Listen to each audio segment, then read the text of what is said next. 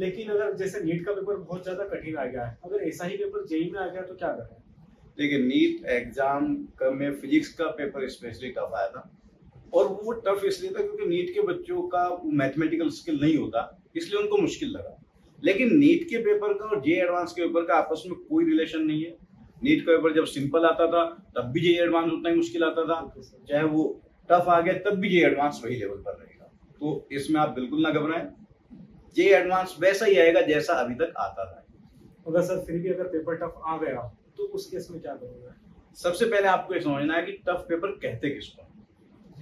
JEE advance में जब tough paper बनेगा जिसको हम टफ मानते हैं, तो वहां पर अराउंड अगर 18 क्वेश्चन का पेपर है तो 4 क्वेश्चन ऐसे होंगे जो आपने शायद क्लास में कभी ना किया, मतलब एकदम नया कुछ प्रोफाइल बना दिया जाएगा। तो बाकी अगर 20 क्वेश्चन का पेपर है तो 5 ऐसे होंगे। तो अगर 18 क्वेश्चन आते हैं तो आपके पास 14 क्वेश्चन होंगे जो प्रोफाइल बेस्ड होंगे, जैसे आपने क्लास में किए हैं। आप वो 4 क्वेश्चन पूरे छोड़ भी दें तो उन 14 में से भी अगर आप 10 क्वेश्चन अटेम्प्ट कर लेंगे तो आपने मोर देन 50% कर दिया है, और फिर भी आपके अच्छी रैंक आ जाएगी। सही है सर। और कभी एग्जाम में ऐसा हो गया कि लगातार 3-4 क्वेश्चन मेरे सोल्व ही नहीं हो रहे हैं, और या फिर किसी एक क्वेश्चन में बहुत ज्यादा टाइम लग गया, तो इसको कैसे कंट्रोल करें? क्योंकि घबराहट होने लगती है एग्जाम में। बिल्कुल सही बात है। और ये एग्जामिनेशन हॉल को लेकर आपने बहुत सारे बच्चों का क्वेश्चन पूछ लिया। इनफैक्ट होता क्या है, जब पेपर सेट करते हैं तो लाइक मुझे भी अगर पेपर बनाने को दिया गया तो मुझसे बताया जाता है कि भाई आपको कम से कम 4 से 5 क्वेश्चन बढ़िया रखने हैं जो बच्चों को सॉल्व करने में मुश्किल है। अब ये मेरी मर्जी है, मैं वो कहाँ रखता हूँ। हो सकता है मैं 1 2 3 4 5 रख दूं, तो आपसे पहला नहीं होगा, दूसरा नहीं होगा, तीसरा नहीं होगा, चौथा नहीं होगा। हो सकता है आप बहुत घबरा जाएं या एकदम फ्रस्ट्रेट हो जाएं। तो उस केस में आपको थोड़ा सावधान रहना है कि भाई वो 4 क्वेश्चन जो टफ आने थे वो शुरुआत में आ गए मेरे सामने, तो मैं उनको छोड़ के अगले क्वेश्चन पे जाऊं।